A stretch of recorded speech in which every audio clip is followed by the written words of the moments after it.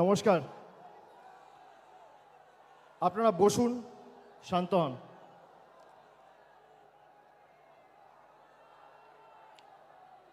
এখনো লড়াই অনেক বাকি আছে, উৎসাহ উদ্দীপনা ধরে রাখতে হবে। আমি সর্বপ্রথম আমাদের সভামঞ্চে উপস্থিত শহীদ পরিবারের সকল সদস্য সহ যার ডাকে 1993 সালের 21শে জুলাই সারা ভারতবর্ষের মানুষ গণতন্ত্র ফিরে পেয়েছিলেন, সচিত্র পরিচয়পত্রের দাবিতে যে 21শে জুলাই হয়েছিল, আমাদের দলনেত্রী মমতা বন্দ্যোপাধ্যায়কে আমার কৃতজ্ঞতা শ্রদ্ধা জানাচ্ছি। সভামঞ্চে উপবিষ্ট লোকসভা রাজ্যসভার সাংসদ সহ মন্ত্রিসভার প্রত্যেক সদস্যা, তৃণমূল কংগ্রেসের সর্বস্তরের দলীয় পদাধিকারী, সর্বস্তরের জনপ্রতিনিধি, পঞ্চায়েত, মিউনিসিপ্যালিটি, জেলা পরিষদ, গ্রামসভা, আমি সকলকে কৃতজ্ঞতা জানাচ্ছি যারা আজকে এই ধর্মতলার বুকে এসে নতুন ইতিহাস তৈরি করেছেন। 2025-এর 21শে জুলাই আমি মনে করি গত বছরের 21শে জুলাইকেও ছাপিয়ে গেছে। আমি প্রত্যেককে ধন্যবাদ জানাচ্ছি, কৃতজ্ঞতা জানাচ্ছি, এবং এটাই 21শে জুলাইয়ের বৈশিষ্ট্য যে প্রতি বছরের 21শে জুলাই আগের বছরের 21শে জুলাইকে ছাপিয়ে যায়। বিজেপি, তৃণমূল কংগ্রেস লড়াই করছে সম্মুখ সমরে, কিন্তু বিজেপির সাথে তৃণমূলের পার্থক্য কি? বিজেপির কাছে এত অর্থবল, এজেন্সি, গদি মিডিয়া, সংবাদ মাধ্যমের একাংশ, বিচার ব্যবস্থার একাংশ, election commission, enforcement directorate, CBI, income tax, পেগাসাসের মতো সফটওয়্যার লাগিয়ে আমাদের ফোনে আড়ি পেতেও বাংলা জিততে পারেনি। তার কারণ তৃণমূল কংগ্রেসের মতো একটা কর্মী বিজেপিতে নেই, আর আগামী 100 বছরে তৈরি হবে না। আমাদের নেত্রী এবং আমাদের দলের কর্মী তৃণমূল কংগ্রেসের আসল শক্তি। আমি নতমস্তকে প্রত্যেকটা কর্মীর পায়ে, যারা সকাল 6টা থেকে ভিড় করে এই 21শে জুলাই আমাদের নেতৃত্ব থেকে দিক নির্দেশ নেবেন, তার বক্তব্য শুনবেন, মননে গ্রহণ করবেন, বাস্তবে রূপায়ণ করবেন বলে এই ধর্মতলার বুকে এসে পৌঁছেছেন। আমি সকলকে নতমস্তকে কুর্নিশ জানাচ্ছি, স্যালুট জানাচ্ছি, সালাম জানাচ্ছি। 2024-এর 21শে জুলাইয়ে আমরা বলেছিলাম যে 26-এর যে লড়াই আছে, আপনারা প্রস্তুত হন, সকলকে ঐক্যবদ্ধ হয়ে প্রস্তুত হতে হবে।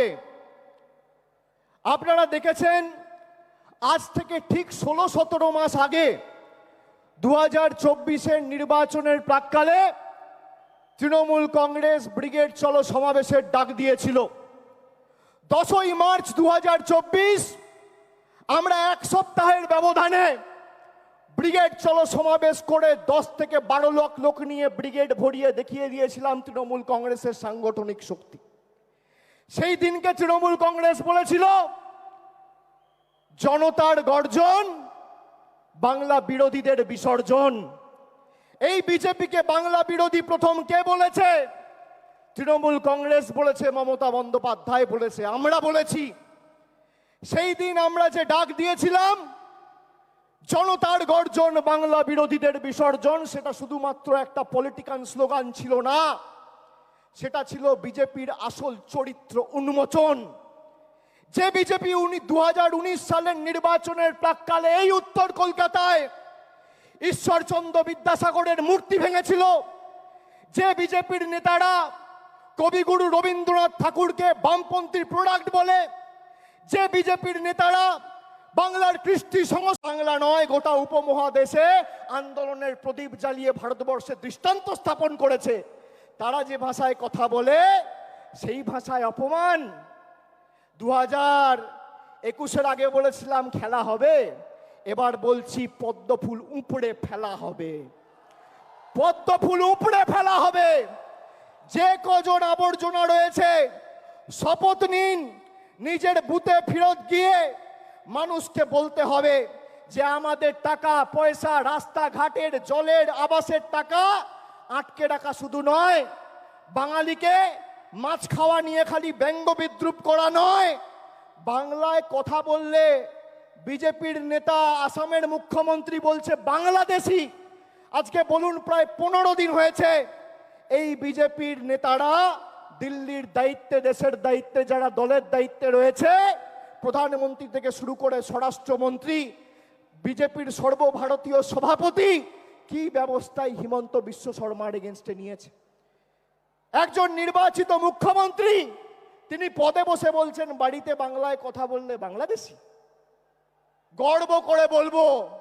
আর আমি তো বলবো আমাদের এবার নিয়ম নেওয়া উচিত যে অন্তত পক্ষে এই সেশনে আমরা পার্লামেন্টে দরকার হলে বাংলায় বক্তব্য রাখবো, কথা বলবো, দেখি কার গায়ে জ্বালা। আগে দিনে যদি 10 বার বলতাম, এখন 500 বার বলবো। তোমাদের কথায় তৃণমূল কংগ্রেস আর বাংলার মানুষ উঠবে, বসবে। আমরা বাংলার সন্তান, গুজরাট উত্তরপ্রদেশের নয়। আমরা বশ্যতা স্বীকার করব না, আমরা মেরুদণ্ড বিক্রি করব না, আমরা আত্মসমর্পণ করব না। গলা কেটে দিলেও জয় বাংলা বেরোবে, তৃণমূল কংগ্রেস জিন্দাবাদ বেরোবে।